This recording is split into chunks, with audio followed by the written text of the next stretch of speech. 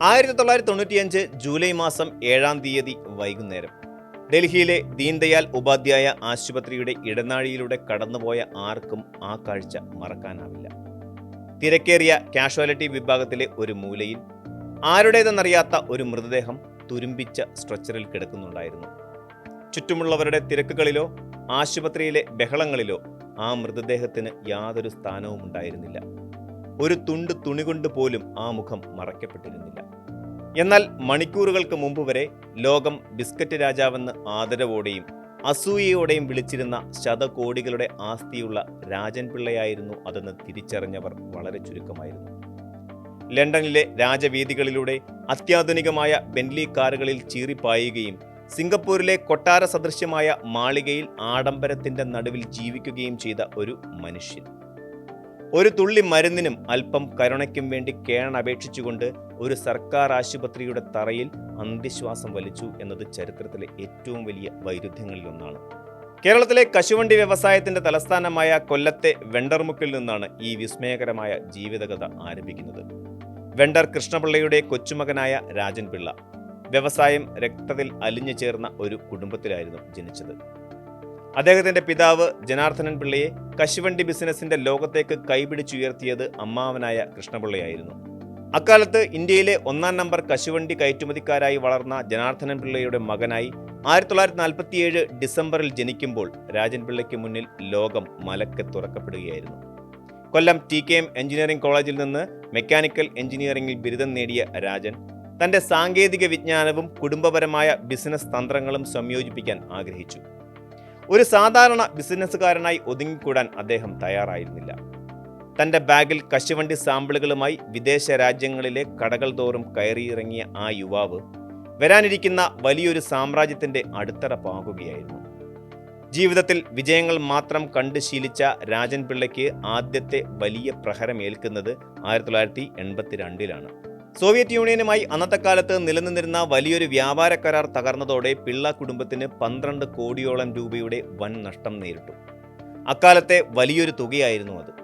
ആ തകർച്ചയ്ക്ക് തളരാതെ പുതിയൊരു വഴി തേടിയാണ് അദ്ദേഹം സിംഗപ്പൂരിലേക്ക് പറന്നത്. അവിടെ 20th സെഞ്ച്വറി ഫുഡ്സ് എന്ന കമ്പനി സ്ഥാപിച്ച് ഒലെ എന്ന ബ്രാൻഡിലൂടെ ലഘുഭക്ഷണ വിപണിയിൽ അദ്ദേഹം വിപ്ലവം സൃഷ്ടിച്ചു. സിംഗപ്പൂരിലെ തദ്ദേശീയ വിപണി പിടിച്ചെടുത്ത രാജൻ വളരെ വേഗം അവിടുത്തെ മുൻനിര ബിസിനസ്സുകാരനായി മാറി. തന്റെ ബുദ്ധിശക്തിയും വിദേശ ബന്ധങ്ങളും ഉപയോഗിച്ച് അദ്ദേഹം ലോകമെമ്പാടുമുള്ള ബിസിനസ് ഗ്രൂപ്പുകളെ ആകർഷിച്ചു. ഈ വളർച്ചയാണ് അദ്ദേഹത്തെ ആഗോളതലത്തിൽ അറിയപ്പെടുന്ന ബിസ്ക്കറ്റ് ബാരൺ എന്ന പദവിയിലേക്ക് എത്തിച്ചത്. രാജൻ പിള്ളയുടെ വളർച്ചയുടെ പാരമ്യം നാം കാണുന്നത് ബ്രിട്ടാനിയ ഇൻഡസ്ട്രീസ് ലിമിറ്റഡിന്റെ ഓഹരികൾ അദ്ദേഹം സ്വന്തമാക്കുന്നതിലൂടെയാണ്. അമേരിക്കൻ ഭീമന്മാരായ നബിസ്കോയിലെ ഫെഡറിക് റോസ് ജോൺസണുമായി ചേർന്ന് അദ്ദേഹം നടത്തിയ നീക്കങ്ങൾ കോർപ്പറേറ്റ് ലോകത്തെ അത്ഭുതപ്പെടുത്തി. ഏഷ്യയിലെ ലഘുഭക്ഷണ വിപണിയുടെ വലിയൊരു ശതമാനം തന്റെ നിയന്ത്രണത്തിലാക്കാൻ ഇതിലൂടെ അദ്ദേഹത്തിന് സാധിച്ചു. സിംഗപ്പൂരിൽ നിന്ന് ഹോങ്കോങ്ങിലേക്കും ലണ്ടനിലേക്കും തന്റെ ബിസിനസ് ശൃംഖല അദ്ദേഹം വ്യാപിപ്പിച്ചു. സിംഗപ്പൂരിലെ ക്ലേമോർ പാർക്കിലെ ആഡംബര വസതിയിൽ ലോകപ്രശസ്തരായ അതിഥികളെ സൽക്കരിച്ചുകൊണ്ട് രാജൻ പിള്ള ഒരു ബിസിനസ് ഐക്കണായി മാറുകയായിരുന്നു. എന്നാൽ വിജയത്തിന്റെ ഈ കൊടുമുടിയിൽ നിൽക്കുമ്പോഴാണ് തിരിച്ചടികളുടെ കറുത്ത നിഴൽ അദ്ദേഹത്തെ പിന്തുടരാൻ തുടങ്ങിയത്. ബിസിനസ് ലോകത്തെ തർക്കങ്ങളും ചതിക്കുഴികളും രാജൻ പിള്ളയുടെ ജീവിതത്തിലും വില്ലനായി മാറി. അദ്ദേഹത്തിന്റെ അടുത്ത സുഹൃത്തായിരുന്ന പ്രമുഖ വ്യവസായി നസ്ലി വാഡിയയുമായി ഉണ്ടായ അഭിപ്രായ വ്യത്യാസങ്ങളാണ് ഈ പതനത്തിന് വഴിമരുന്നിട്ടത്. തന്നെ രാജൻ പിള്ള വഞ്ചിച്ചുവെന്ന് വിശ്വസിച്ച വാഡിയ തന്റെ പഴയ ബന്ധങ്ങൾ ഉപയോഗിച്ച് രാജനെതിരെ തിരിഞ്ഞു. കമ്പനിയുടെ പണം അനധികൃതമായി ഉപയോഗിച്ചു എന്നാരോപിച്ച് സിംഗപ്പൂരിൽ രാജനെതിരെ 29 കേസുകൾ രജിസ്റ്റർ ചെയ്യപ്പെട്ടു. സിംഗപ്പൂർ സർക്കാരിന്റെ കർശനമായ നിയമവ്യവസ്ഥയ്ക്ക് മുന്നിൽ രാജൻ പിള്ള കുറ്റക്കാരനായി ചിത്രീകരിക്കപ്പെട്ടു. തനിക്ക് 14 വർഷം വരെ തടവ് ശിക്ഷ ലഭിച്ചേക്കാമെന്ന ഭയം അദ്ദേഹത്തെ വേട്ടയാടി. ആ ഘട്ടത്തിലാണ് താൻ ജനിച്ച മണ്ണിൽ നീതി ലഭിക്കുമെന്ന പ്രതീക്ഷയിൽ 1995 ഏപ്രിലിൽ അദ്ദേഹം സിംഗപ്പൂരിൽ നിന്ന് ഇന്ത്യയിലേക്ക് രക്ഷപ്പെട്ടത്. ഇന്ത്യയിലെത്തിയാൽ സുരക്ഷിതനായിരിക്കുമെന്ന് രാജൻ കരുതിയെങ്കിലും അവസ്ഥ മറിച്ചായിരുന്നു. രാജ്യം മാറിയെങ്കിലും നിയമ പോരാട്ടം അദ്ദേഹത്തിന് അനുകൂലമായിരുന്നില്ല. സിംഗപ്പൂർ സർക്കാരിന്റെ സമ്മർദ്ദവും ആഭ്യന്തരമായ കോർപ്പറേറ്റ് യുദ്ധങ്ങളും അദ്ദേഹത്തെ കൂടുതൽ പ്രതിസന്ധിയിലാക്കി. കേരള ഹൈക്കോടതി ഉൾപ്പെടെയുള്ള നീതിന്യായ പീഠങ്ങൾ അദ്ദേഹത്തിന്റെ ജാമ്യാപേക്ഷകൾ നിരസിച്ചു.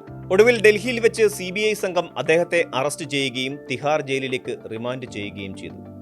ലിവർ സിറോസിസ് എന്ന ഗുരുതരമായ രോഗാവസ്ഥയിലായിരുന്ന രാജൻ പിള്ളയ്ക്ക് കൃത്യമായ വൈദ്യസഹായം നൽകണമെന്ന് അഭിഭാഷകർ ആവർത്തിച്ചാവശ്യപ്പെട്ടെങ്കിലും ജയിൽ അധികൃതർ അത് ഗൗരവമായി കണ്ടില്ല.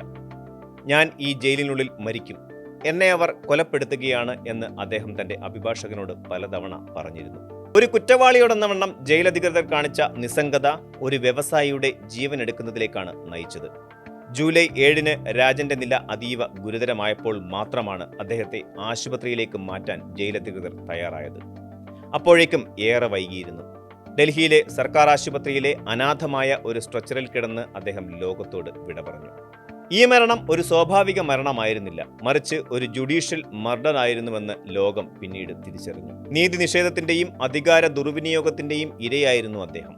പിന്നീട് നടന്ന ലീല സേത്ത് കമ്മീഷൻ അന്വേഷണത്തിൽ രാജൻ പിള്ളയ്ക്ക് ജയിലിൽ ചികിത്സ നിഷേധിക്കപ്പെട്ടുവെന്നും അതൊരു മനുഷ്യാവകാശ ലംഘനമായിരുന്നുവെന്നും കണ്ടെത്തി. കേരള നിയമസഭ പോലും ആ വേർപാടിൽ സ്തംഭിച്ചു നിൽക്കുകയും ഒരു വലിയ വ്യവസായ പ്രതിഭയ്ക്ക് അർഹമായ ചികിത്സ നൽകാത്തതിൽ രൂക്ഷമായി പ്രതിഷേധിക്കുകയും ചെയ്തു.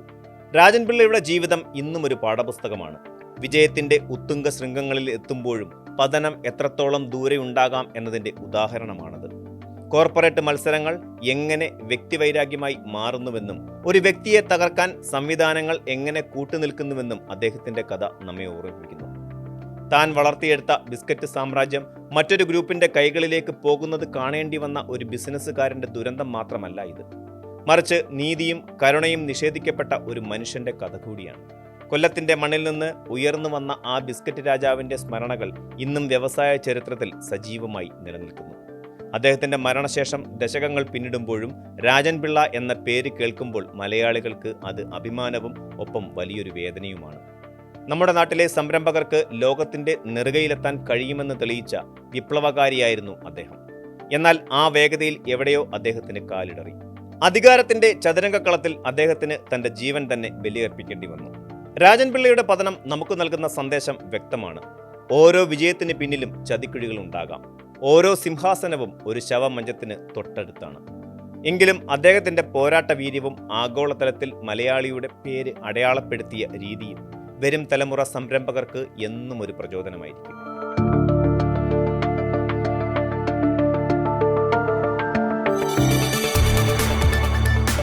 കൂടുതൽ വാർത്തകൾക്ക് news 18 Keralam YouTube channel subscribe ചെയ്യുക.